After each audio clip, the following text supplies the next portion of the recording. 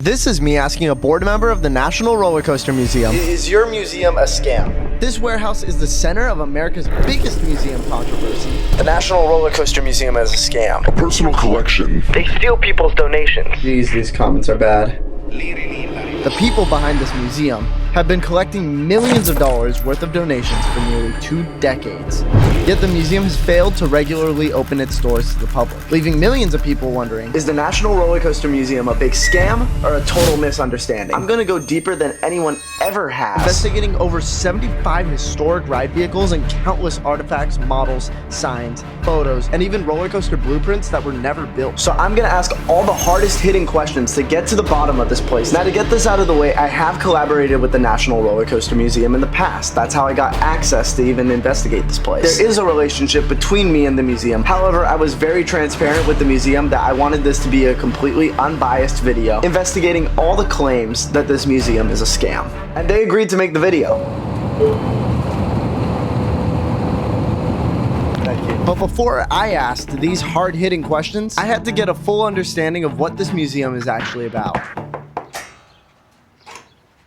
What's up, man? Come on in. When I arrived, I met with Christopher Roberry, one of the board members of the museum. Oh my god. Chris, this is insane. Pretty incredible, isn't it? Yeah, what in the world? So Chris began showing me around this massive museum, filled to the brim with roller coasters that haven't ran in decades. You want to play with the restraints? Of course.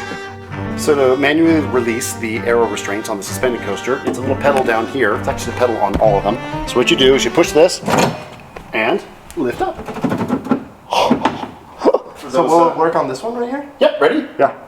Go ahead. No way. So Chris, I could push down on these restraints, I could open them up. Is that just me because you trust me? Or when the museum is open, is this gonna be a thing that anyone could do? That's totally the idea. We want you to be interactive. We want to be able for people to experience what it was like to operate these attractions. These were rides that defined generations. Rides that made people braver. Rides that became memories. Then I couldn't stop thinking about my own experiences. Growing up at Knott's Berry Farm, Montezuma's Revenge towered over me. I was terrified. I could never bring myself to ride it. Years later, I finally conquered my fear of roller coasters, but by then, Montezuma was gone. Demolished. My biggest fear, my biggest regret, erased forever. But before Chris showed me what was left of it, he revealed even more historic pieces. Yeah, hypercoaster that was never built at Six Flags Over Texas. From Rockin' California Screamin', which was at Disney's California Adventure. And that's when they were playing the Red Hot Chili Peppers during the ride. It was an awesome experience. That is a sign from Six Flags New Orleans. And so this is the park that was destroyed by Hurricane Katrina, correct? Yep. We rescued it out of the park with permission. If you look really carefully on that white sign there, right where it says Sky Coaster, you can see that sort of line. Yeah.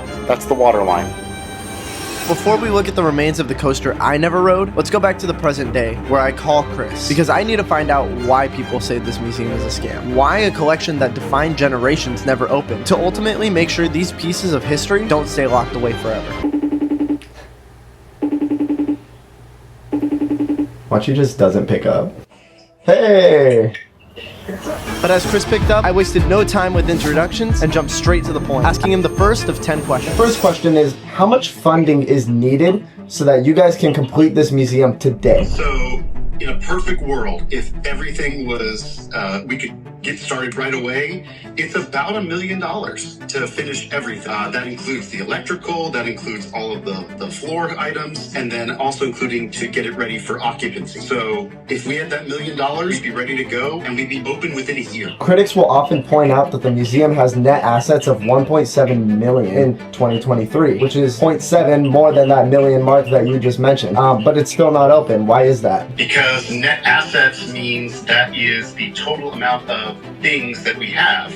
So that includes the land, that includes the building itself, and includes the actual vehicle. Right now in the bank it's about $250,000, and our next big hurdle is the electrical in the big building, which is about $260,000. Chris, what is this room? This is the Mark Moore Wing. This is the largest building in the facility. Okay, wait, I'm gonna have to adjust his camera.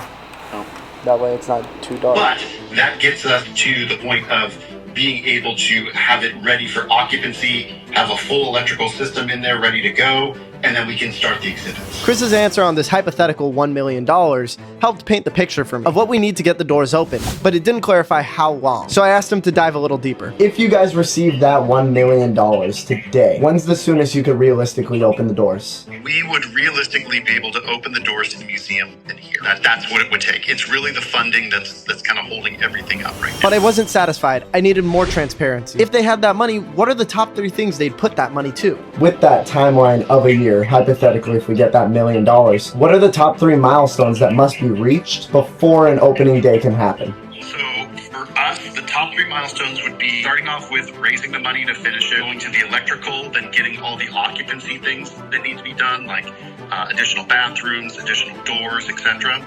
And then finally the last one, which is just getting the floor plan finalized and then actually constructing the floor plan itself. I want to stay on the topic of opening doors, but I want to move away from money conversations for now. We'll get back to those. But I needed to know if there were any alternative options. Did the museum have to be at 100% complete to open? Chris, $1 million is a lot of money. It's hard to just be like, yeah, let's make $1 million show up out of nowhere. Would you guys ever consider opening on a smaller scale? Instead of waiting for it to be completely ready to open, maybe only open one room. Or open on limited weekends.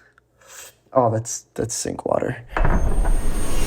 You know, that's, I think, the pathway that the board would like to go with it is to sort of kind of do a staged opening. So kind of like what Strickers Grove does, where they have just limited days that you can go to as the public. That's something that we're trying to do as well. We might be having an announcement about that, hopefully around IAPA, about dates that you can come and see the museum. Because we do our best to give access as much as possible, but it's tough because we're not always out at the museum. I get it. That makes sense. I mean, some examples of museums that are also super niche would be like the Carousel Museum, which opened up with a working carousel first and then built up. Are you guys waiting till the museum is 100% done, or can you open it at a 75%? So if we open up something for like that, like the first Saturday of every single month, technically that means we're an occupied building and we need fire code to be up to snuff. And right now the facility's not there yet. You need to add some additional buildings, some additional doors, etc., to make sure that that's possible. So we can't do that opening until we finish up the actual infrastructure of the building, even to a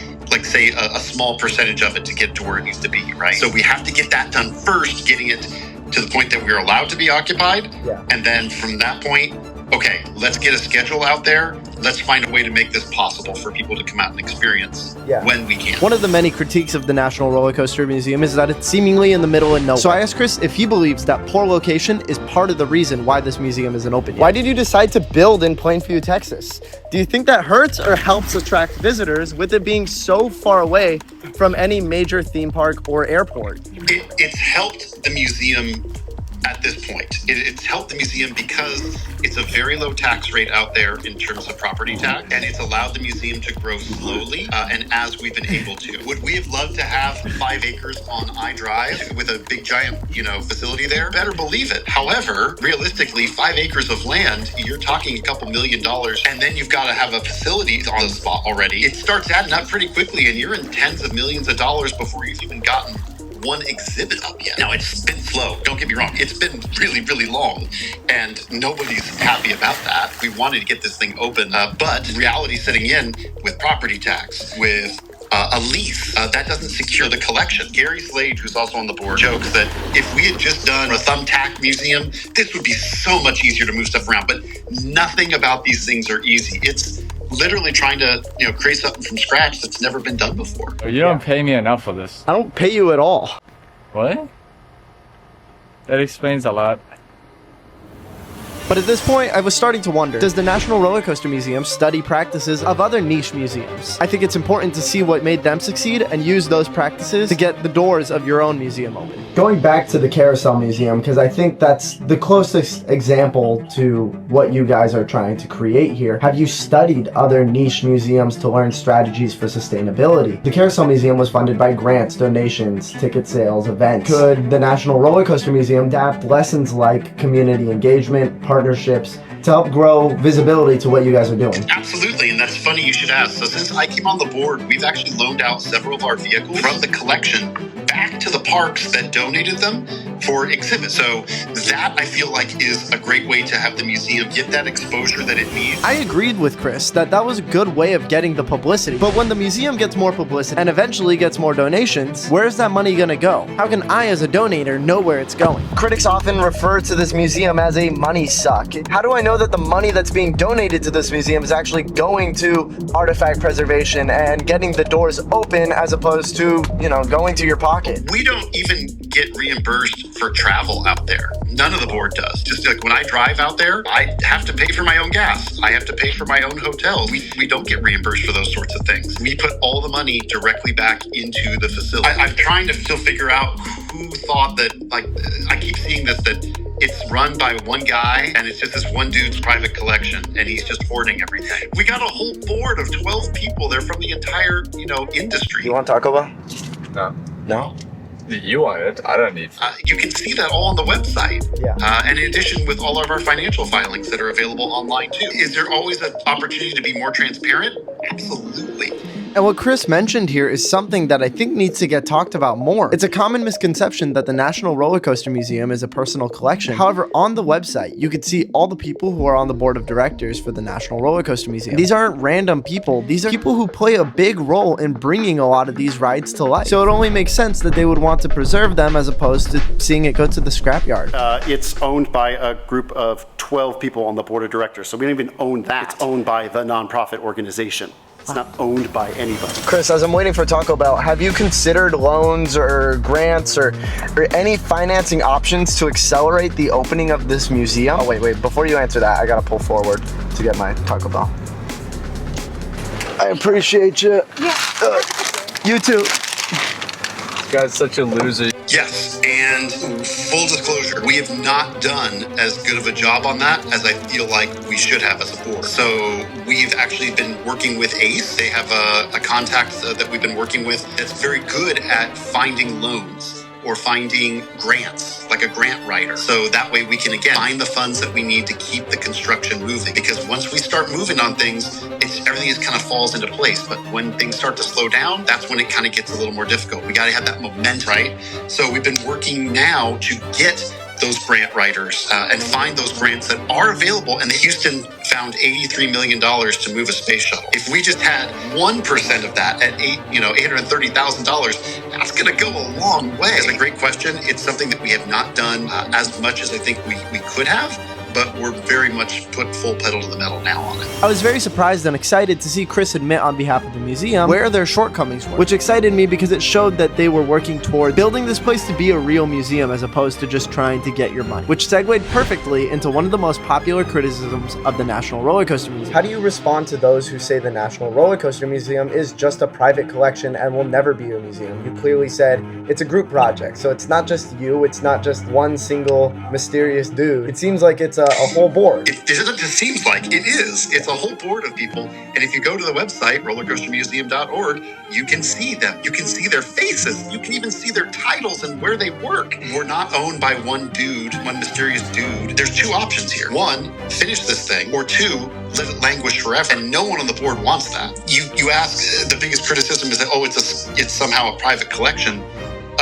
Well, no, you can have access to the facility. You just got to ask. And sometimes we're able to accommodate. But it's akin to asking, hey, is the new roller coaster open yet? I want to ride it. Well, no, it's not open yet. Well, then it's a scam. And that's really frustrating from a board member and a volunteer perspective to know all that money that we've donated in our time and travel, etc., to make this thing work.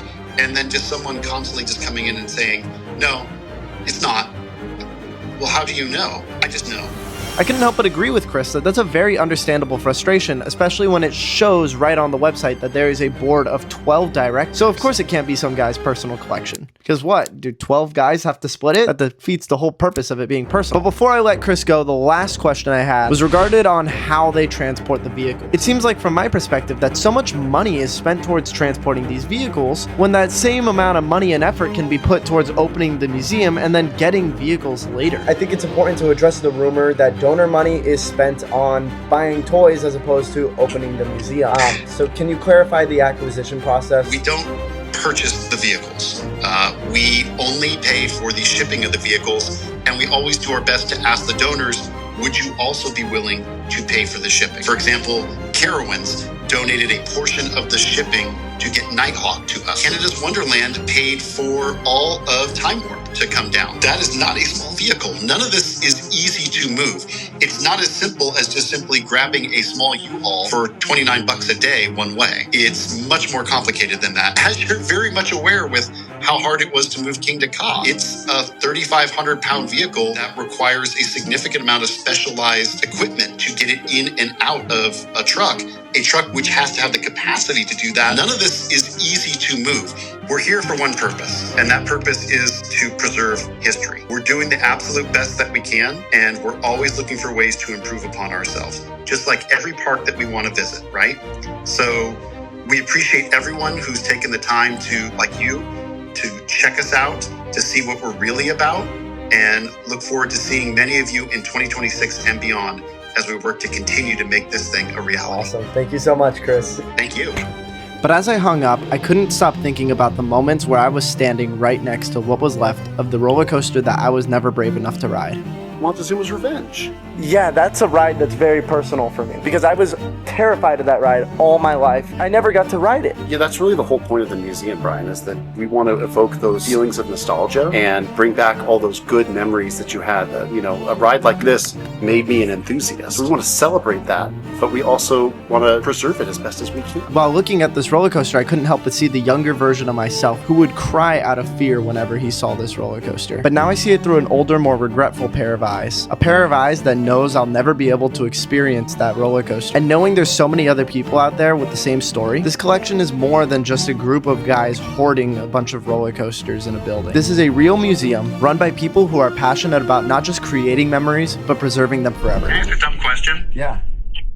What is being held over your head? It's supposed to be a boom mic. Oh, it's supposed to be the boom. Okay, sorry. But he's not the best cameraman. I'm trying my best, okay? I'm not getting paid by the hour anymore, I just found out. Cameramen generally don't also do boom mics. Yeah. Oh. It's a 2-in-1 package. It costs extra.